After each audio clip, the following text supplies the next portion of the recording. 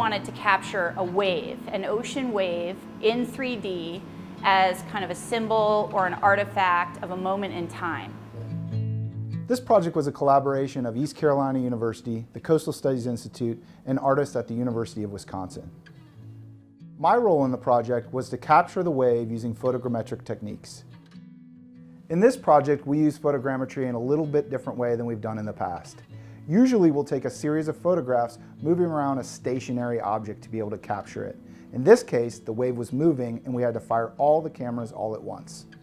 One of the challenges with photogrammetry is finding points within the photogrammetric model to align from one photo to the next. Water, unfortunately, is shiny and clear, making it very difficult for the program to be able to find those alignment points. We've tried lots of different methods to align things together, and one of the most successful things that we did was use sawdust on the surface of the water to be able to allow the computer program to find those alignment points. The next step in the process was taking the 3D print to be able to make molds to be able to pour the glass into.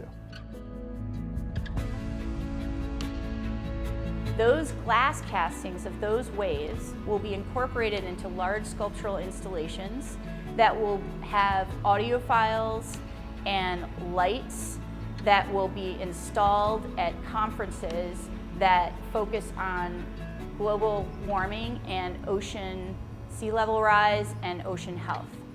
The purpose of these pieces, these installations, are to kind of inform people and spread this information that isn't always public. So we want to take that research, make it public into a medium that will resonate with beauty and mystery. We're going to also include audio files from coastal dwellers from around the world who are living on ground zero and experiencing firsthand what's happening with sea level rise. We'll also have sounds of waves and the lights that will be installed and emanating from these glass waves. They will pulse like a heartbeat. So we're trying to make that connection between the ocean and humans in the Anthropocene. More than we could ever do by ourselves. It really takes the whole group to come together for this to occur. And it's starting to grow, which is really exciting, and we're finding other players. Eventually, we'd like to create a network of artists and scientists where people are generating similar work, and so we can build a network around the globe. And when you have a voice that carries around, kind of like the way the waves carry all the way around the world, you can develop a consciousness and an awareness. And so the ultimate goal would be to have any person off the street come by and be able to have that feeling and connect with that feeling, so they start thinking about the things that we want them to think about. Today we had the opportunity to work at the Glass Station, part of East Carolina University as well as the City of Farmville. It's another collaboration, and Mike was able to work with us and use this facility to ladle the hot glass into these wave molds. We're also working with his students. We're going to be teaching them how to sandcast at the same time, so we're kind of accomplishing a lot of different goals at once. We have some loose sand that was put into a big wooden box. She had already made some pre-made forms. We pressed those into sand to make an impression.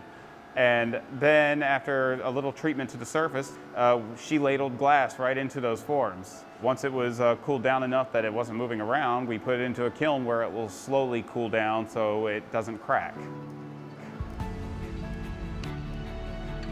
This project is incredibly important to us and our collaborators because it's a way for artists to be part of the solution and to also show the public what science, technology, and art can do together to create better communication about what's going on to our environment, create new solutions for the environment, and to activate the public.